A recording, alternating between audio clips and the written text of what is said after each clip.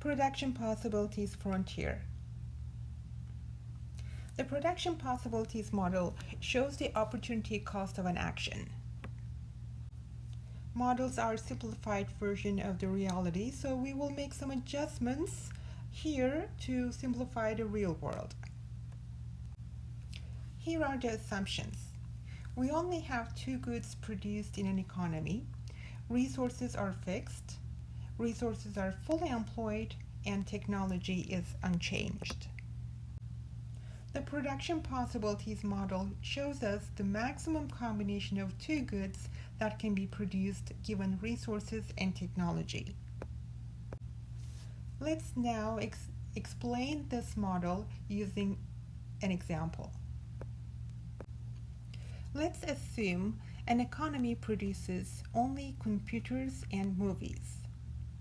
This is not unrealistic because in economies, people, firms produce either capital goods or consumer goods. So we can take computers as capital goods. I'm going to put K for capital goods. And for movies, we can use C, consumer goods, and we will look at the maximum combination of two goods that this economy can produce with the existing resources. Let's remember our assumptions. Remember, we have fixed resources. We're using all the resources available. That means we have full employment of resources, and technology is fixed.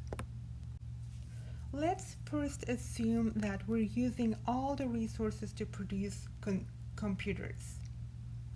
If that's the case, the movie production will be 0 because we're not producing any movies, and the computer production will be, let's say 80 computers. If we want to produce the first 20 movies, that would be, let's say here, we need resources because initially we used all the resources to produce 80 computers. We do not have any remaining resources to produce movies. So to produce the first 20 movies, we need to take some of the resources from the computer industry and allocate them to the movie industry. That means we need to give up some of the computer production. So let's say in order to produce the first 20 movies, we need to cut the production of computers, and let's say now we're producing only 70 computers. So we're giving up from the production of computers in order to produce the first 20 units. As you remember, that is our opportunity cost. What is the opportunity cost of producing the first 20 units? It is 10 units of computers. Initially, point A was a production possibility. That means using all the resources, we can have that production possibility, which is no movies and 80 units of computers. And let's mark our second production possibility, that is point B. In this case, at point B, we're producing 70 units of computers and 20 units of movies. So in order to produce the 20 units of movies, in order to increase the movie production by 20 units, we need to give up 10 units of computers. Remember, that is the cost of producing 20 movies. The cost of movies in terms of computers. Okay, now we want to produce an additional 20 units of movies. So let's make it 40, right? So we're adding 20 more units of movies in this economy. But again, at point B, we're using all the resources. In order to produce more movies, we need to give up some more computers. We need to give up from the computer production, from the computer industry. We want to allocate more resources to the movie industry because we're using all the resources. Now we have another production possibility. At point C, we're producing 50 units of computers and 40 units of movies. But to produce the second 20 units of movies, remember we're increasing the movie production by 20 each time. To produce the second 20 units of movies, we have to give up more computer production. What is the cost of producing the second 20 units of movies? Let's take a look. From 70 to 50, it's 20. What happened here? The cost of producing movies in terms of computers increased from 10 computers to 20 computers. In other words, the opportunity cost of movies, the opportunity cost of producing movies increased from A to B and from B to C. Why is that? Because from A to B, initially, when we produced the first 20 units of movies, we got the most idle resources. We got the most idle labor and machines, and we got the most suitable resources in the movie industry. So we transferred those most suitable resources from the computer industry to the movie industry. But as we produce more and more movies, what happens is that those resources that are already being used in the computer industry, they need to be trained, and they need to get some adjustments. For example, all the labor workers are producing computers. Now they need to learn how to make movies, and all the machines and plants are now producing computers. When we transfer those resources to the movie industry, those machines need adjustments. They don't produce movies, so we need that adjustment. So what happens to the opportunity cost of these resources? It becomes higher and higher. Okay, let's produce the third 20 units of movies and see what happens. Again, at point C, we're already using all the resources. In order to produce the additional 20 units of movies, from 40 units to 60 units, we need to give up even more computers to get to point D.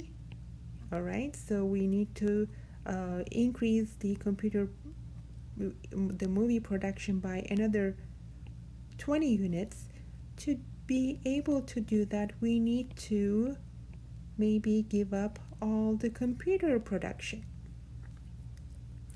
In other words, what is the cost of producing the third 20 units of movies? It will be, in our example, 50 units of computers. So as we see here, the opportunity cost increases as we produce more and more movies. The opportunity cost increases all the time, and this happens all the time. And when something happens all the time, we call it a law. And we can say that when we switch from one task to another, and as we increase the amount of the other task, in our example movies, the opportunity cost increases. Once again, we have the different production possibilities in this model. Using all of our resources, we can choose to produce the A combination here, which is 80 units of computers but no movies. We can choose to produce the B combination of goods, 70 units of computers and 20 units of movies. Using all of our resources, we can produce the C combination of computers and movies, or we can produce the D combination of computers and movies. These are all different production possibilities. At each point, we're using all the resources, we're utilizing all the resources. So of course, there are different production possibilities between these points.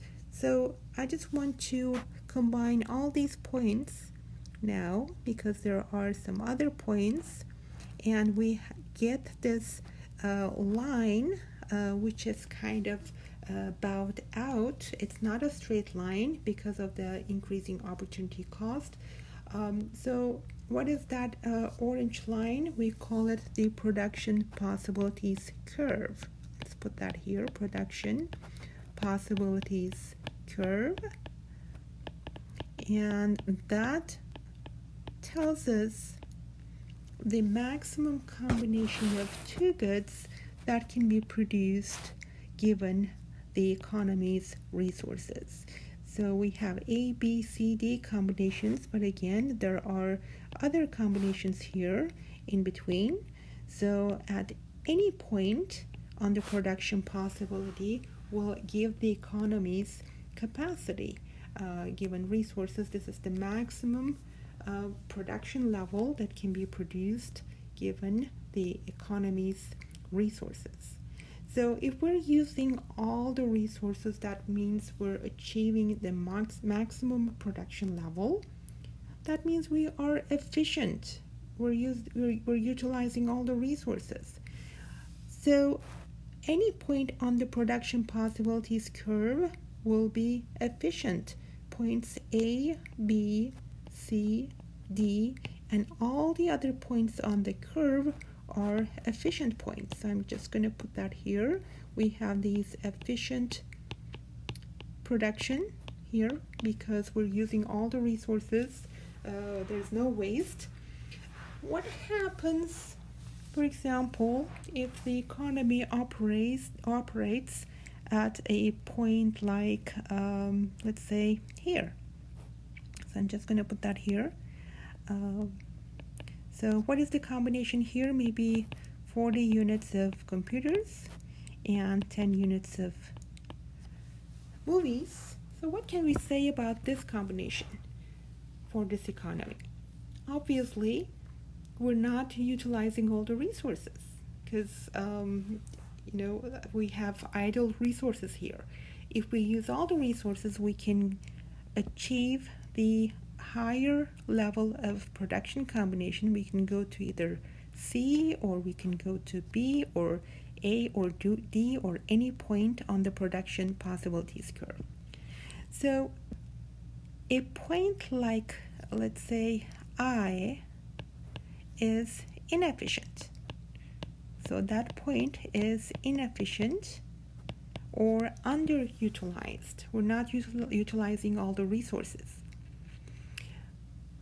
An example, well, a recession is an example for this inefficient point. There's unemployment of labor, there's unemployment of capital. These resources are underutilized, and that it keeps the economy from reaching the capacity, the production, any point on the production possibilities curve.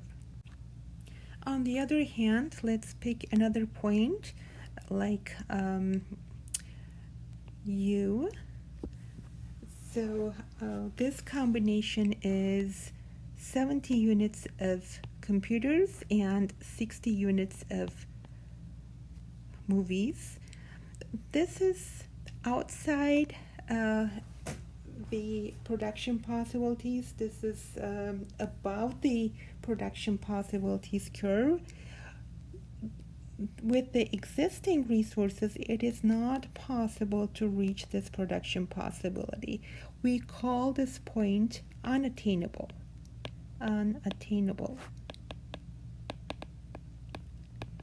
Currently, with the existing resources, we cannot achieve this production.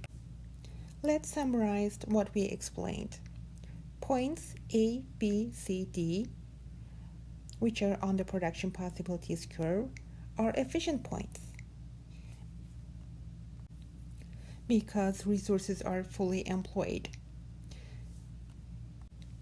If we are efficient, if we're on the production possibilities curve, it is not possible to produce more of one good without sacrificing from the other one.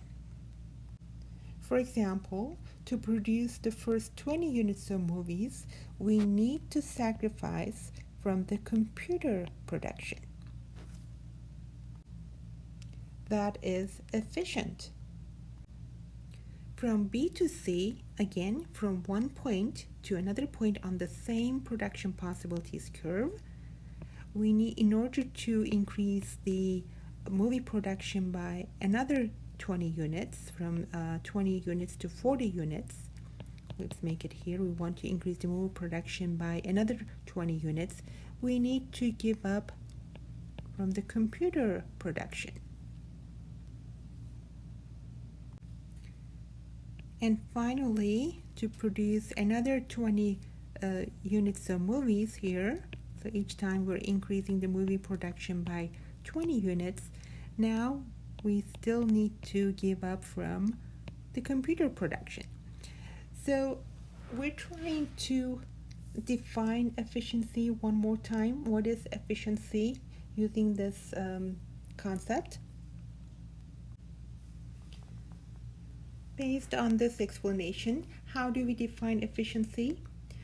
Efficiency is when it is not possible to produce more of one good without sacrificing from the other one.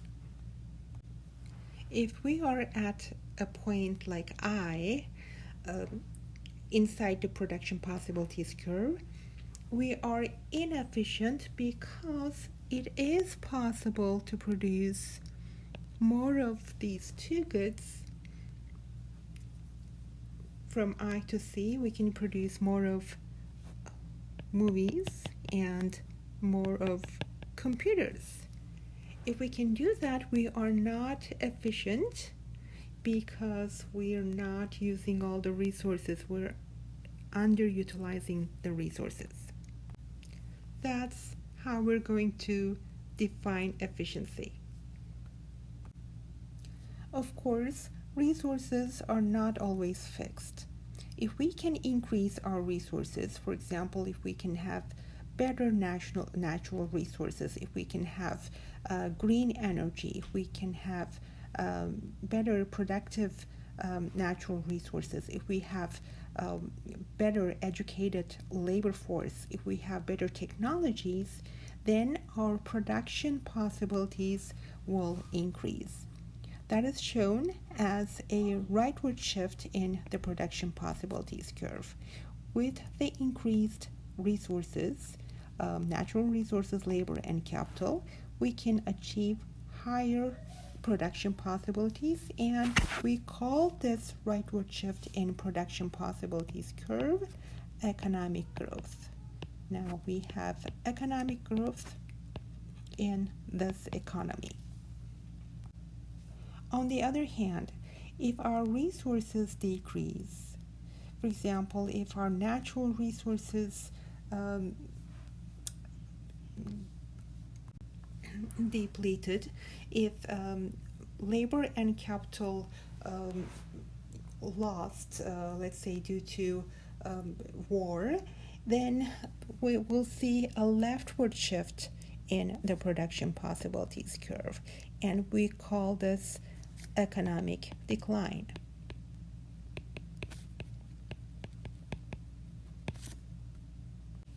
Of course, our goal is economic growth. Our goal is to achieve maximum economic growth rates. In order to do that, we need to invest in capital today and choose a production combination with higher level of capital and sacrifice today by producing less consumption goods, we can achieve higher economic growth rates. And I'm going to show that even higher shift in the production possibilities curve. Investing in capital today, including private capital, public capital, and human capital, economies can achieve higher economic growth rates in the future.